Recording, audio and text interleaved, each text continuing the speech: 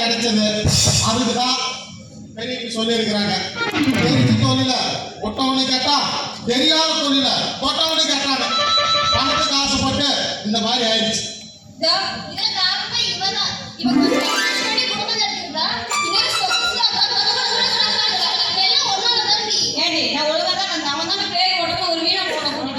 எனக்கு பேர் பிடிச்சிருக்கா ஆமாமா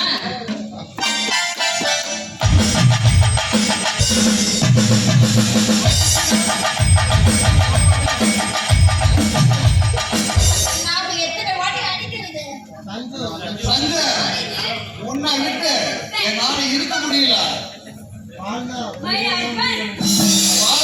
உன்னோடதான் வாழுவேன். அதனாலதான் உன்னை தேடி கூட நான் வந்துட்டேன். எவ்வளவுதான் பணம் இருந்தாலும் அங்க நிம்மதி இல்ல. அங்க நிம்மதி இல்லாம நான் அந்த தனியா இருக்கிறத விட உங்களோட நான் சந்தோஷமாவே இருந்துருவேன்.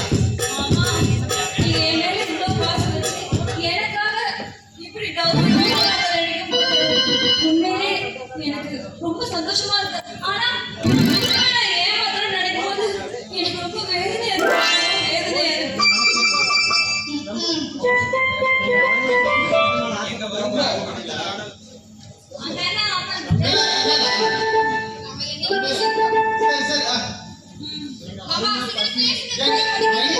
எங்களோட வறுமை பசி இப்படி எல்லாம் பணத்து மேல ஆசைப்பட்டு அந்த மாதிரி தப்பு பண்ண தோணிருச்சு.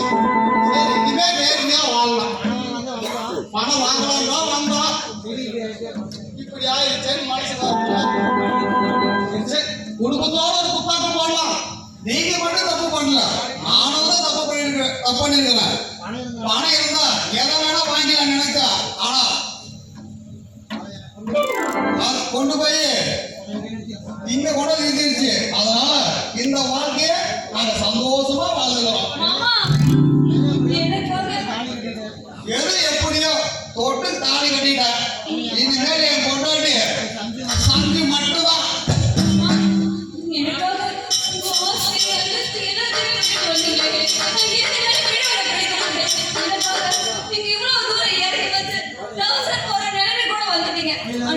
இதுக்கு மேல நான் உங்களை விட மாட்டேன். கொஞ்சம் தள்ளி என்ன பண்ண போறேன்? நான் மாமா கிட்ட ஐடென்டி சொல்ல போறேன்.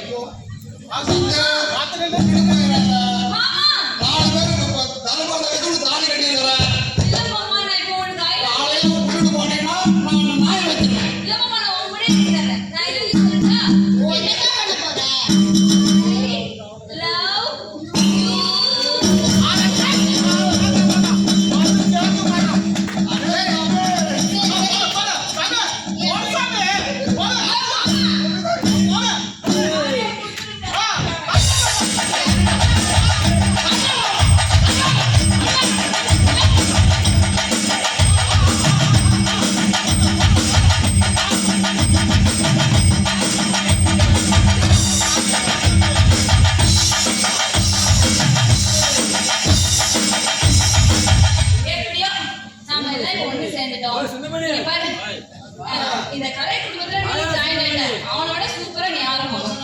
நாளைக்கே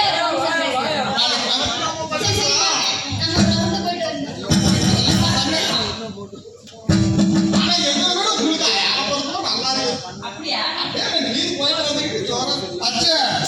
நீ சொல்லிட்டு போயிருக்க, ஏதோ ஒரு முறையில் பார்த்துட்டு இருப்பாங்க. காலையில 6 மணிக்கு உழுவும் போராட்டி எங்க அடியாம முடியாது. ஏதோ ஒரு மூலையில கொண்டாடி பார்த்துட்டு இருக்குது. அதனால